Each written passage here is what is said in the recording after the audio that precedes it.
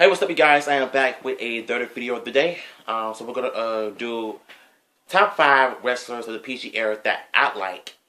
Um, for starters, as you guys know, I hate the PG era. I despise everything about the era. I think it's basically ruining the product. The wrestling product, the wrestling product these days absolutely sucks. So basically, what made PG era work for me was my top 5 wrestlers of who I think, in my opinion, are the reason why I like watching wrestling.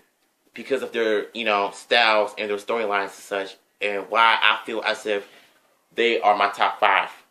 So, for starters, we're going to kick things off with AJ Styles. AJ Styles is one of my absolute favorite wrestlers in the wrestling world because, one, when he wrestled in the WWF in 2001, I think he only wrestled for a few months and then he got released.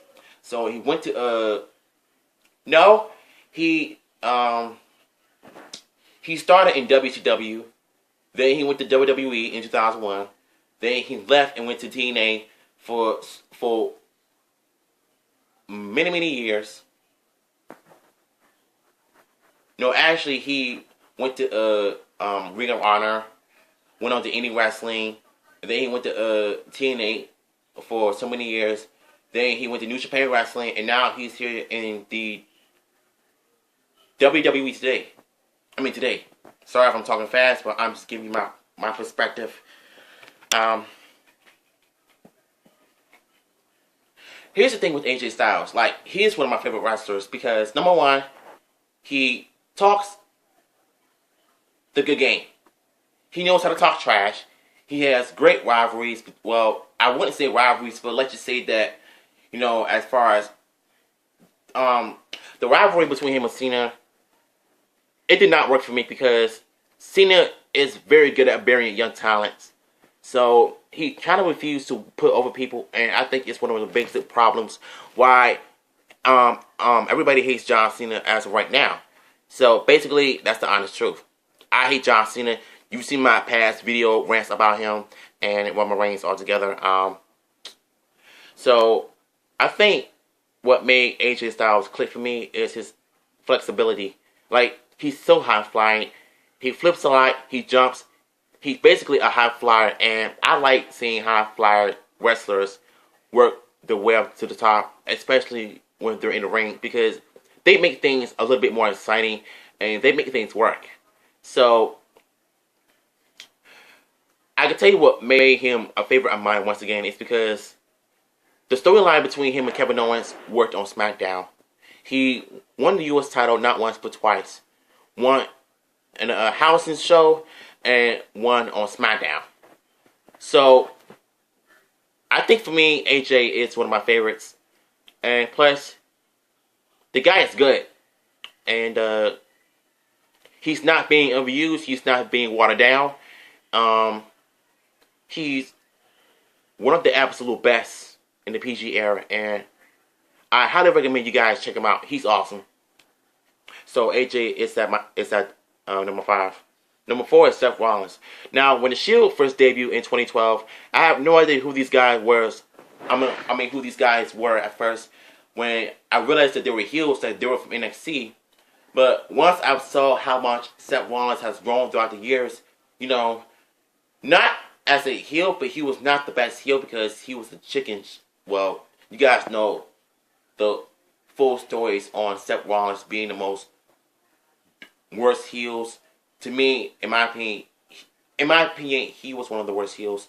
So Seth Rollins, he's pretty much good in my book because the storylines he has with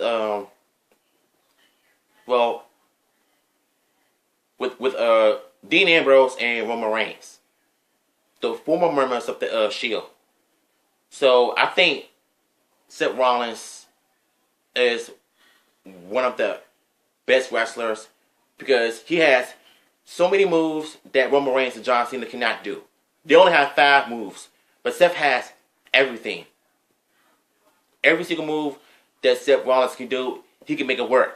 So I think that's basically one of the reasons why he's one of my favorites, though. Not as a heel, but as like a babyface. he still has some savage moments, you know, some savage heel moments as a face. So I've always preferred Seth Rollins as a face, in my opinion. So I think he's one of the best. So that's why Seth Rollins is at number 4. Number 3 is Kevin Owens. Now, Kevin Owens arrived at NXT because he's been in wrestling for years. Now, he doesn't get the you see, Kevin Owens does not get the respect, well, as much respect as he deserves, because I think he's pretty much the underrated wrestlers around. I remember one storyline between him and Cena when he pretty much exposed. Cena said that 10 years of frustrations and everybody is going to be tired. Well, let me calm down.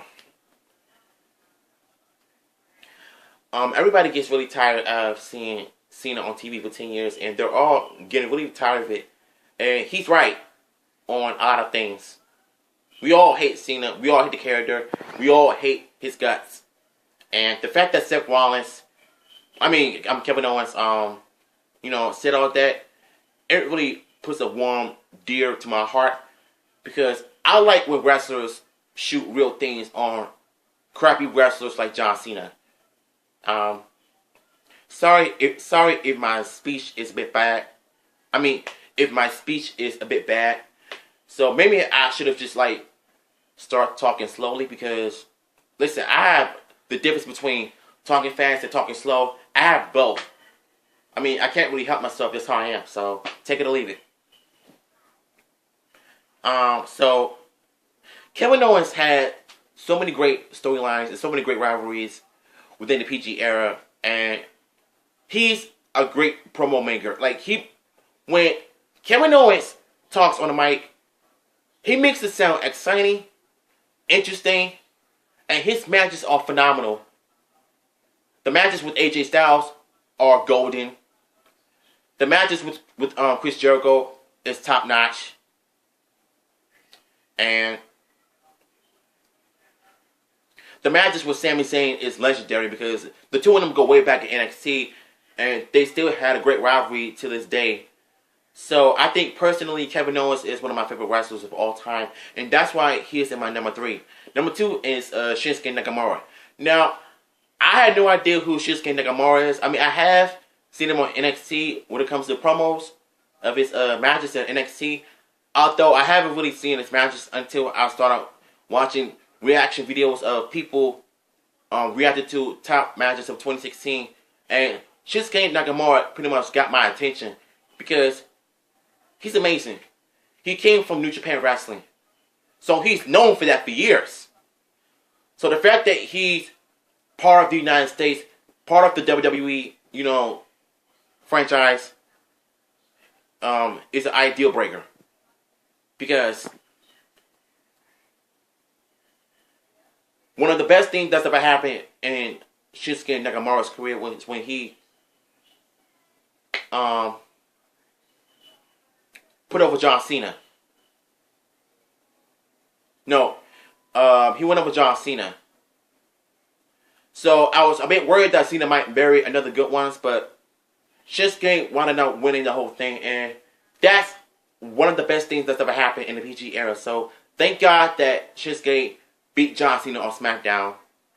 So, but the one thing I did not like what they did with him is when they put him in a title match with the steroid Indian Jinder Mahal, Trash Mahal. Shout out to Big D for that nickname, Trash Mahal.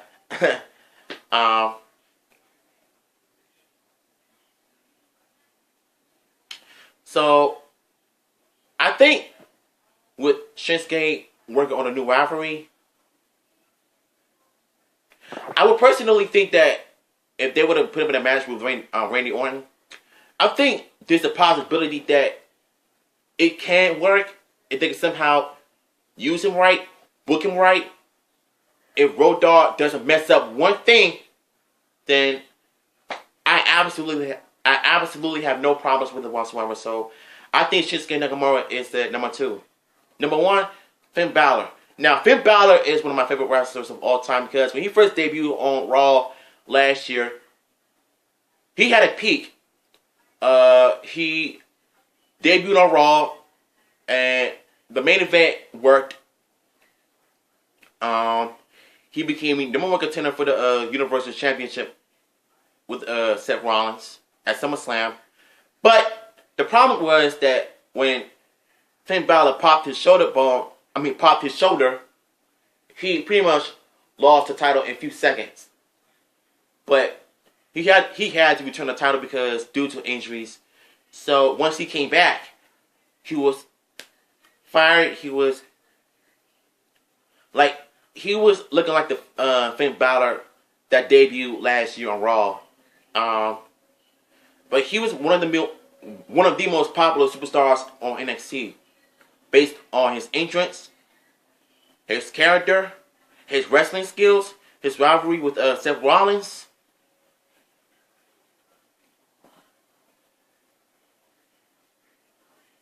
If I were the head writer of the PG era, I would definitely pretty much wrote him into a better storylines with Roman Reigns. Even though I hate the character, Roman Reigns still sucks. I don't care what y'all say, he still sucks balls. I would have put him on a title shot and have him win the title once again without suffering from injuries. Have him stay healthy.